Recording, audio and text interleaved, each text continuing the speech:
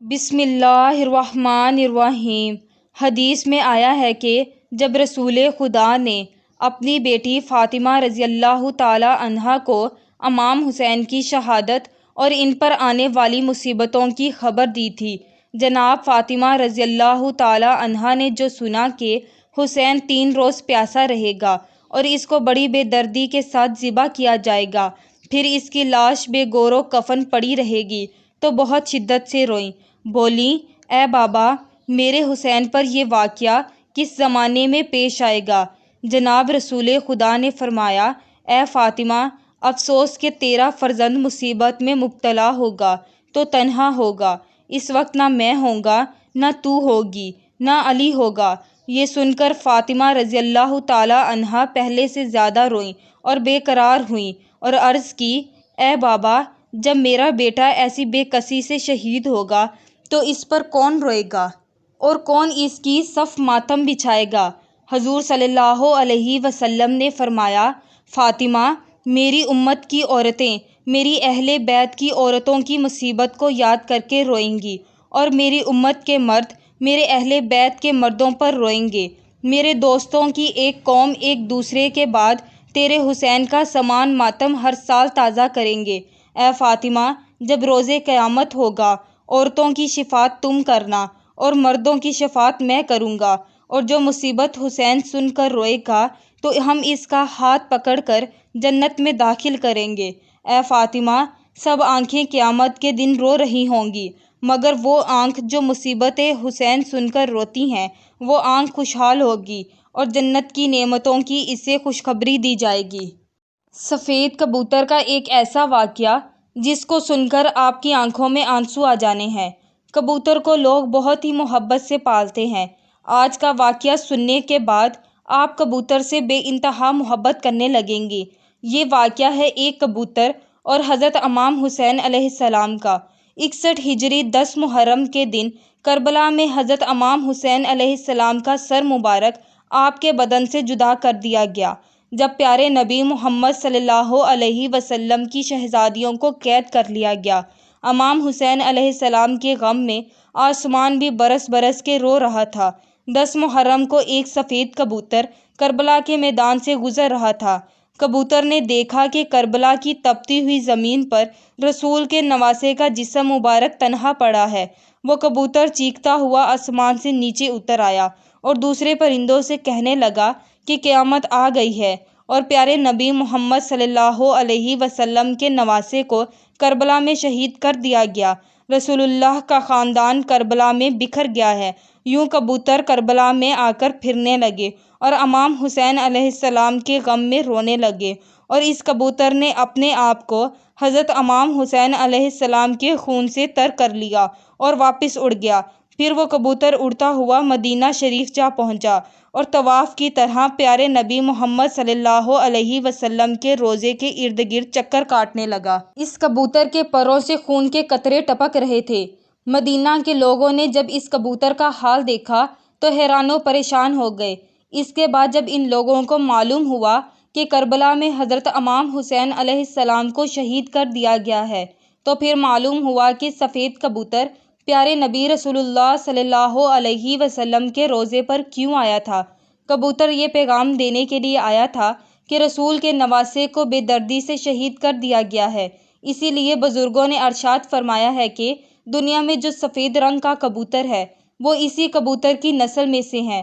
اللہ تعالیٰ نے ان کبوتروں میں اتنی شفا اور برکت رکھی ہے۔ تاریخ میں لکھا ہے کہ مدینہ میں ایک گاؤں میں سیام نام کا یہودی تھا۔ اس کی ایک بیٹی تھی جو بہت ہی خوبصورت تھی۔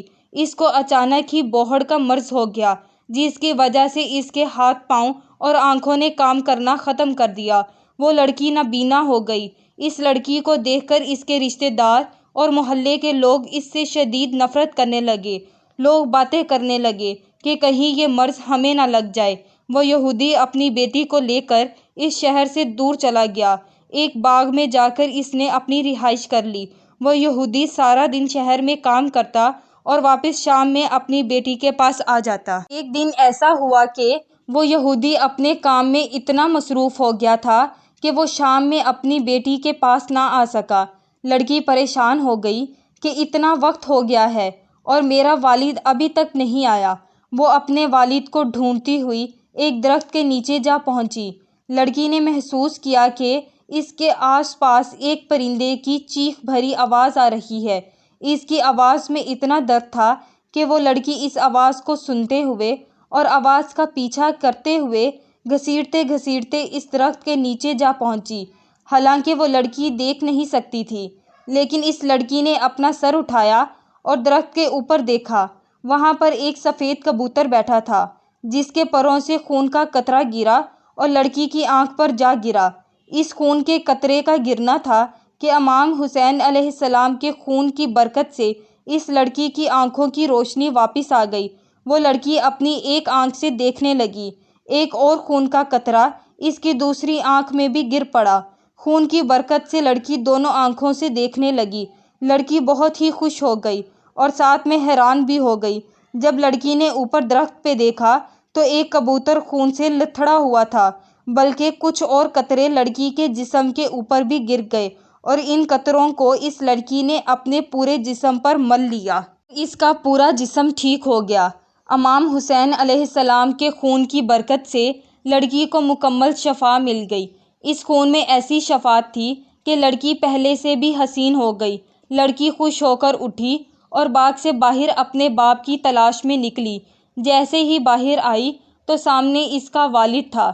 اس کے والد نے اس لڑکی سے پوچھا کہ بیٹی تم کون ہو؟ یہاں میری ایک بیٹی رہتی ہے۔ جس جگہ میں اس کو چھوڑ کر گیا تھا وہ موجود نہیں ہے۔ کیا تمہیں پتہ ہے کہ میری بیٹی کہاں ہے؟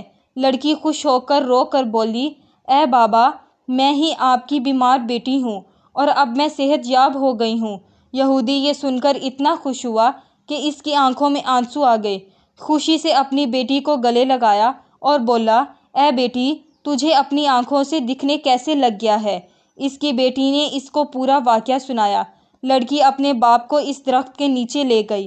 یہودی نے کبوتر سے کہا، اے خوبصورت پرندے، تیری اس دردناک آواز کے پیچھے وجہ کیا ہے اور تیرے پروں سے یہ مبارک خون کس کا ہے جس خون میں اتنی شفا ہے؟